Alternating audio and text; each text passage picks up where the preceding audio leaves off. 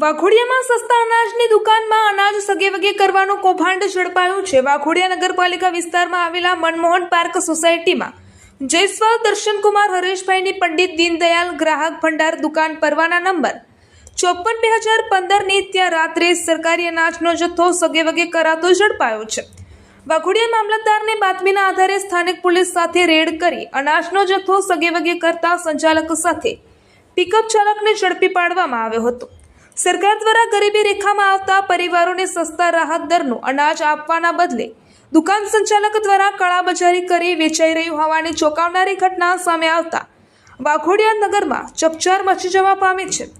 ભાજપ સરકારના રાજમાં ભૂખ્યા ગરીબોના મોંનો કોળિયો છીનવાઈને અનાજોનો જથ્થો ખાનગી વેપારીઓને ઊંચા ભાવે વેચી મારવાનું મોટું કૌભાંડ પ્રકાશમાં આવ્યું છે।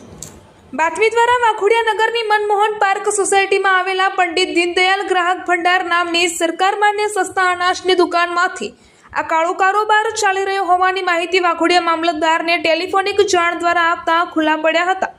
સંચાલક દર્શનકુમાર જયસ્વાલ દ્વારા દુકાનમાંથી ઘઉં, ચોખા અને ચણા જેવો સરકારી અનાજનો જથ્થો ખાનગી દુકાનોમાં મોકલવામાં આવતો હોવાની નામ સાથેની માહિતી આપવામાં આવી હતી। એક પિકઅપ ટેમ્પોમાં બોરીઓ ભરીને સગેવગે કરવામાં આવી રહ્યો હતો।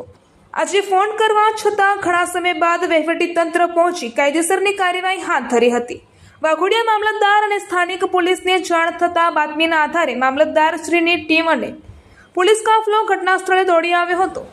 ભારે દબાણ બાદ અધિકારીઓએ તપાસ હાથ ધરતા ટેમ્પોમાંથી 142 કિલો ચોખા, 9 કિલો ચણા અને મોટી માત્રામાં ઘઉંનો જથ્થો મળી આવ્યો હતો।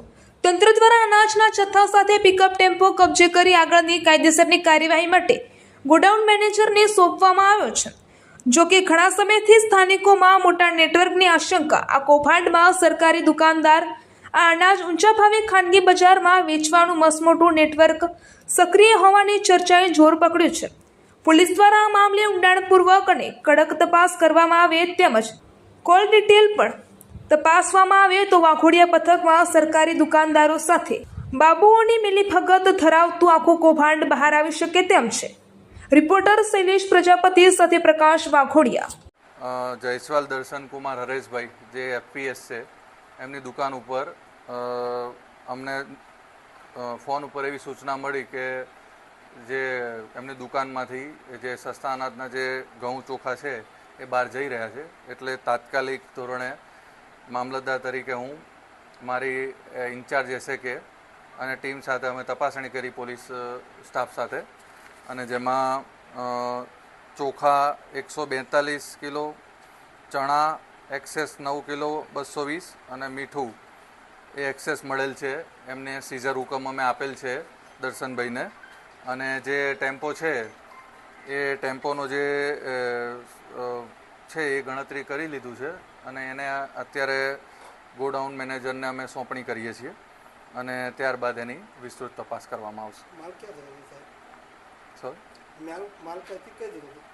એની કોઈ હજી તપાસણી કરતાં કંઈ જવાબ મળેલ નથી। એ દુકાનની બહાર જ જે ટેમ્પો છે એ અમે ઝડપી પાડ્યો છે, એટલે ક્યાંથી આવ્યો છે અને ક્યાં જવાનો છે એ બાબત હજી કોઈ ક્લિયર થયેલ નથી। ટેમ્પોનો જે ડ્રાઈવર છે એ બી ડ્રાઈવર માલિક અને એની કોઈ અત્યારે તપાસ નથી, એ તપાસનો વિષય છે કે જો ડ્રાઈવર કોણ છે અને એનો માલિક છે પોલીસ તપાસનો વિષય છે। આ ફક્ત ને ફક્ત પુરવઠા બાબતની જે ચકાસણી હતી ટેલિફોનિક, એટલે તાત્કાલિક ધોરણે સ્થળ ઉપર હાજર મામલતદાર અને મારી ટીમ અમે હાજર રહી અને આ જે સીઝર હુકમ આપ્યો છે અને જે ટેમ્પોનો જે છે એ અમે ગોડાઉન મેનેજરને અત્યારે સોંપણી કરીશું, ત્યારબાદ જે આગળની નિયમ અનુસાર કાર્યવાહી કરવામાં આવશે। એનો કોઈ હજી જવાબ મળ્યો નથી કે રાત્રે દુકાન કેમ ખુલ્લી રાખી છે। મામલતદાર તરીકે અને સ્ટાફ તરીકે મારા જે મને ફોન આવ્યો અચાનકથી, એટલે અમે એમાં તાત્કાલિક પગલાં લીધા છે અને એ પ્રમાણે અમે જે પુરવઠા કાયદા પ્રમાણે જે નિયમ અનુસાર સીઝર કરવાનું આવે છે એ પ્રમાણે અમે એને સીઝરનો ઓર્ડર આપી દીધો છે અને એની સહી લીધી છે અને હવે એમને પાછું જે વિતરણ માટે અમે સોંપણી કરી છે। જે ટેમ્પો છે એ ટેમ્પો ગોડાઉન મેનેજરને સોંપીને કાલે આગળની કાર્યવાહી કરવામાં આવશે। Thank you.